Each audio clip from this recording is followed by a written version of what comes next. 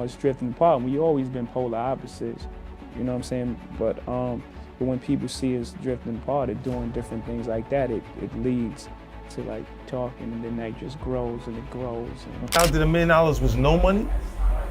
Was Damon Dash, and he has no money now. He sent me that cute shit 50 said about me not having no money. And because of that, I feel like now me and 50 should have a battle. When I'm at the price of life, I grew up at the price of life is cheap. So if you got the money, if you got the bag, it's gonna happen. When you drop it, it's a go. Listen, if you ask anyone in the industry, it's a common knowledge that Jay ain't shit. You know what I'm saying? Define ain't shit. Any hip-hop fan will admittedly confess that two industry heavyweights, G-Unit founder 50 Cent and his Roc Nation counterpart JayZ, haven't been the best of buddies for at least 3 decades. But it seems that has changed, courtesy of one man we all know as Dame Dash. Do you know just how bad the feud between Jay Dame is? Take a listen. A lot of people that have been, maybe mistreated by him are scared to speak up on what he did. Facts. I'm just not. But the intriguing question is, what did Dash do to Jay that made him switch sides and start supporting Uncle Fif? Jay, if there was an agenda, let's go through it. No, we're gonna reschedule, man. What the gonna reschedule? We're gonna reschedule, man. What you mean you're gonna reschedule? You get. But hold on, let's first understand what's happening now with Fif and Dash, then remind you of what happened in the past between Dash and Jay. Ready? A few days back, the G-Unit rapper sat down with Jilly the Kid and Wallow for an episode of the $1 Million Worth of Game podcast, with part of the conversation centered on Dame Dash's reaction to 50 Cent's 2002 $1 million deal with Shady Records. Do you know what he said about Dash's past and his current status? How did $1 million was no money? Was Damon Dash, and he has no money now. The only person that pointed out $1 million was no money was Damon Dash, and he has no money now, remembered the Many Men performer. How are you going to say that's no money? He continued, I'm from 134th Street. $1 million is a lot of money. I think I hit the lotto. How are you going to say that it's no money? I just never forgot that because of how it felt. Of course, Dash didn't appreciate Fif's sentiments and decided to strike back, starting an all-out online war between the two industry veterans. This caught the attention of Dash's former partner, JayZ. Easy work. I'm going to drop my network. And what I'm going to do is I'm also going to drop a new original American new movie. So I also challenge you to drop an original movie. But first things first, why did JayZ and Dash fall out in the first place? Hold on, it's about to get nasty. I took JayZ and shopped him to every single label, and they all said no. I wouldn't have been so generous with Jay. Together, JayZ and Dame Dash revolutionized the hip-hop scene with Roc-A-Fella Records, which launched in 1996. The duo, alongside Kareem "Biggs" Burke, ran a successful label that housed the likes of Kanye West, Beanie Sigel, Memphis Bleek, The Diplomats, and more. Things fell apart by 2004 when Roc-A-Fella was sold to Def Jam and JayZ was hired as president of the new outfit. Dame wasn't a part of the deal and felt slighted by his former business partner. Since then, Jay and Dame have been embedded in legal issues over the rights to Roc-A-Fella. More friendship for me and money for him. But he did things that I thought he would never do. So now I would be like, oh, he would do that, and I would make sure it didn't happen. Most recently, Dame was ordered to sell his last remaining stake in Roc-A-Fella to clear an $823,000 debt he recently incurred. JayZ and Burke reportedly opposed the move, stating that any major sell-off needed approval by the board of directors, but a judge claimed Dash's shares were considered personal property. So, well, that now tells the basis of why Jay would side with 50 Cent when it comes to Dame Dash. After all, his indifference with Fif is about respect in the streets, but that of Dash is about money. We all know which one is more important. Now we got our focus everywhere, different things. There's Roc-A-Wear, there's state property, there's Armadale, there's so many different things, as well as things that we always want to do on our own. But let's be real. All who wish to challenge 50 Cent online should know what comes with that by now.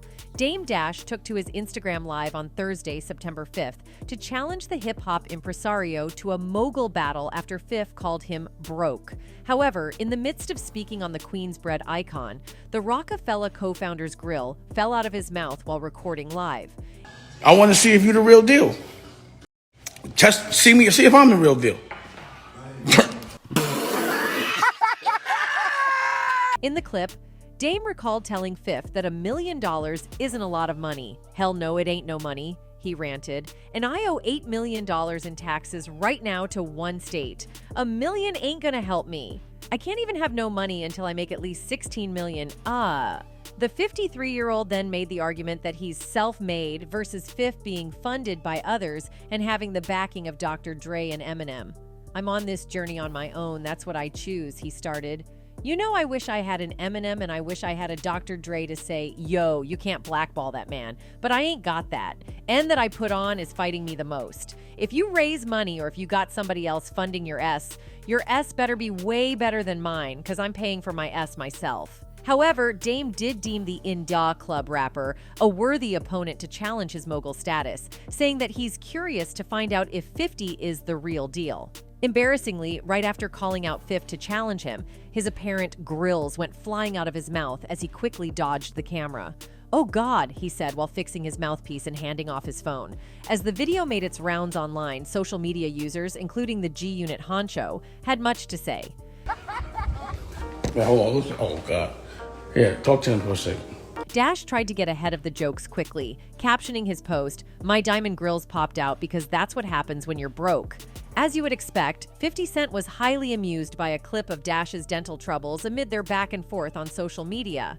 The G-Unit boss seized the opportunity to mock Dash after the Roc-A-Fella Records co-founder suffered a dental malfunction during a live stream. "Wow, ya man, teeth fell out his mouth, LOL," 50 Cent wrote on Instagram. "What a week. All roads lead to Shreveport. Let's work. LMAO."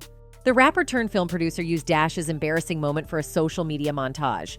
The video also featured D-Scener and Hurricane Chris, both of whom have dissed 50 Cent in recent weeks. As earlier mentioned, 50 Cent and Dash's back and forth began when Fifth said that Dash had no money now on $1 million worth of game. Dash fired back by challenging the rapper turned TV mogul to a network battle. Out that $1 million was no money was Damon Dash, and he has no money now. "Somebody definitely sent me that cute S50 said about me not having no money," Dash said. "I feel like now me and 50 should have a battle and no gangster S. That would be whack and corny for the culture." Dash also dared 50 Cent to participate in the Roc-A-Fella Records auction. "I heard that he had that $12 million to buy Roc-A-Fella and be JayZ's boss," Dash said. "But where are you at? It's still for sale. The prices are up. They pushed the auction back. The starting price was $1.2 million. Now it's $3 million. And if you got it like you say it, buy it. I challenge you." On top of allegedly being broke and then beefing with Fifth, who is currently doing so well, it seems invoking JayZ's name in this new online war made things worse for Dash. In March this year, music executive Steve Stout talked about what caused the downfall of JayZ and Dame Dash's friendship and working relationship. And Dame has something to say about it, as he always does. Fucked up is that what? He's a gigantic, almost not. He blew it. He had JayZ, he had the most important artist of his generation. On a recent episode of Club Shay Shay, the music executive recalled how Dame and Hov couldn't keep Roc-A-Fella Records afloat. According to Stout, Dame blew it. And it's incredible how he did that, especially when he had JayZ, the most important artist of his generation, in his corner. Host Shannon Sharp specifically asked how that relationship that was so good soured so fast. Dame's antics were just, it became people over time you mature, 53-year-old Stout said. It's like you have friends at 16, but by the time you turn 19, they were still doing the same S when you were 16. You start spending less and less time with them because of that. Dame's antics were just, it became like people also over time, you mature. Right. It's like you didn't have friends at 16, but by the time you turned 19, they were still doing the same shit. He continued, "It's like one of those things where Dame wouldn't change. The way he spoke to people, the way he treated people. He was angry because he had a strong perspective about his business philosophy." Stout added that Dame would get upset if any of his employees went to meet with other executives or if he went away and returned to find his various businesses in disarray. According to Stout, Dame didn't have the luxury to leave whenever he wanted and assumed his businesses were good when in reality they weren't run efficiently. While he was building businesses, which partly he was, he would go off all around the world with cameras and girls and all kinds of crazy S, and then come back flipping out on everybody.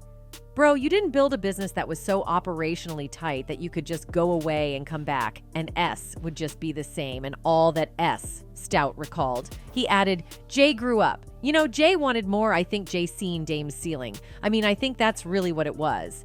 He wanted more, and everybody wanted more. Stout said Dame is very, very smart, very talented, and far from stupid, but he has an ego through the roof, so there was no working with him.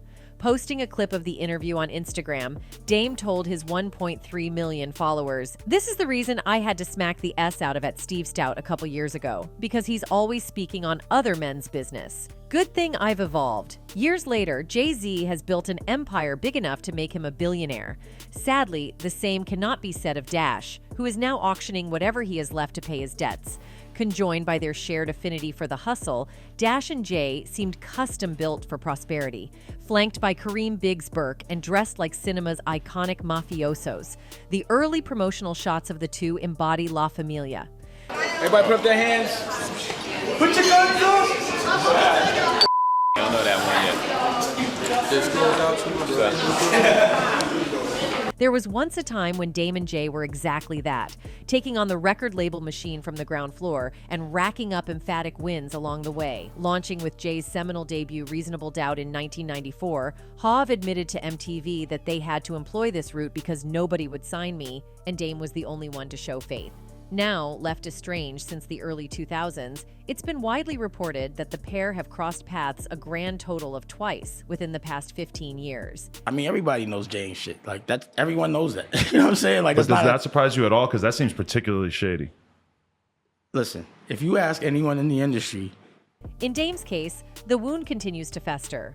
Prone to deriding his former stablemate, the bitter music executive recently used Jay's controversial deal with the NFL as an indictment of his character. "I mean, everybody knows Jay ain't S," he told Adam 22 on a past edition of No Jumper.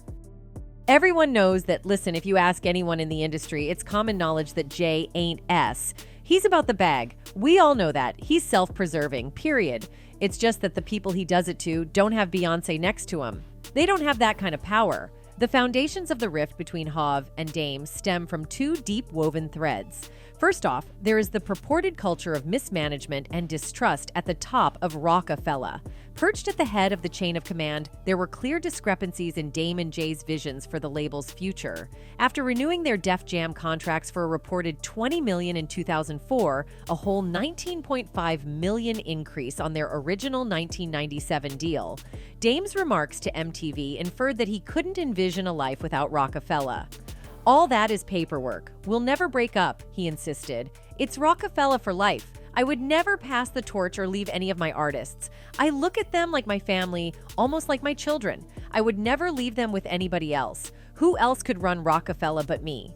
However, within 6 months, Hav opted to assume the position of Def Jam president after the remaining 50% stake of the company was sold to their parent group. But in truth, the wheels had begun to uncouple a long time back in 2002. During a vacation in the Mediterranean islands, any tranquility that Jay was experiencing would soon be disrupted by the corporate restructuring that Dame was laying out in his absence. Holding court at a media event, Dash appointed Dipset's Cameron and state property ringleader Beanie Sigel as new vice presidents of the label. Scrambling to quell the fallout, Jay spoke out from across the Atlantic to the source. "That's not taking effect as of yet. I think the talk is a little premature as of right now." The catalyst for an even more acrimonious falling out between Killicam and Hav, it was becoming increasingly clear that the two were singing from different hymn sheets, as best-laid plans continued to go awry, including schematics for a Harlem amusement park and a dramatized account of Jay and Dame's relationship in the scrapped Roc-A-Fella. The movie, Dame saw the writing on the wall and began to batten down the hatches. In a 2008 profile for New York Magazine, Dash spoke of his contingency plan, the sole concession he asked from Jay. "At a certain point, I got ready to depend on my other artists," he recalls. "I started putting together an army, Kanye, Cameron, Beanie, the Diplomats. I figured Jay gave me time to prepare." During a dinner at an upmarket New York restaurant, Dame said that they had a frank discussion about the future. "Go ahead and take the money and the job, but don't take the name. Don't take Roc-A-Fella with you," Dash recalls. "I didn't say please, but I might as well have." With Jay, and he was telling me that they was about to sell a label. Once earmarked to be a VP, Beanie Sigel had an unenviable front row seat for the death of the dynasty. Speaking to Global Grind TV, he believes that the tide turned when Dame got too accustomed to the high-rolling lifestyle. From conversations I had with Jay when Dame started being famous, he fell victim to the camera, Beanie said. I think if Dame would have played the role as Kareem Biggs did and handled the business correctly, maybe Roc-A-Fella would still be the force it was. Teamed with Dash's decision to go on a lot of trips with company money and robbing Peter to pay Paul, the Broad Street bully also acknowledged that Hav had grown beyond the confines of this battle-tested partnership. From Dame's vantage point, however, the bottom fell out when Jay was dissuaded from the common good by entities he deems nefarious to hip-hop to this very day. Among the many execs that he ascribes the title of Culture Vulture to, Dame arraigned then Def Jam president/puppet master Liar Cohen on the Combat Jack show. It was like they have people that their job is to create beef, so that they can monetize it. Pause. And they can't make any money or get any respect in their culture. That's why they're in our culture. Because the minute that they were allowed to be there, they would go. But they just can't. Never had a beef with Jay. Always with Liar and his whole crew. He's the one that ruined Roc-A-Fella.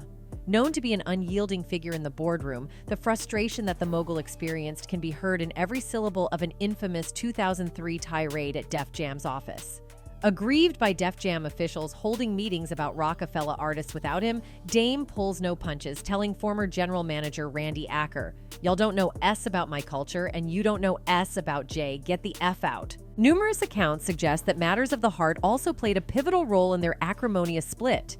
In the midst of a lengthy diatribe against Dame, Flex suggested that Dash's wandering eyes caused friction between Hav and Roc-A-Fella's co-owner. Taking to Instagram, Flex teed off on Dame for a violation of the code. "That was JayZ lady first," dished Flex. "Dame did a snake move. Tell me I'm lying, you piece of S." Not content to stop there, the radio firebrand continued by ambiguously stating, "That is why the Rock crumbled. You were touching JayZ chick. Remember the house in the Hamptons."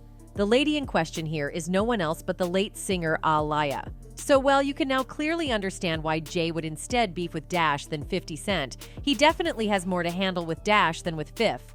But just how broke is Dame Dash, and what happened to all the money he had made? Just a week before a court-ordered auction of Dash's one-third stake in JayZ's Roc-A-Fella Records, in came a stunning new wrinkle. New York State says he owes more than $8.7 million in unpaid taxes, and that the Roc-A-Fella proceeds must be used to pay down the huge debt. The tax authorities claim that Dash owes that much in unpaid taxes and penalties from personal income he reported from 2005 and 2018, and that the Roc-A-Fella auction might be their last shot at recouping a debt that has been delinquent for far too long. So yeah, 50 Cent is right. Dame Dash is dead broke, and the fact that JayZ prefers saving Roc-A-Fella over beefing with Fifth means he will definitely continue siding with the Queen's native in this battle. Unfortunately, the end won't be so good for Dash. I mean, fighting a tag team of 50 Cent and JayZ should only be reserved for Thanos. But let him try. Only time will tell the possible outcome. And that's it from us today. Until next time, thank you for watching.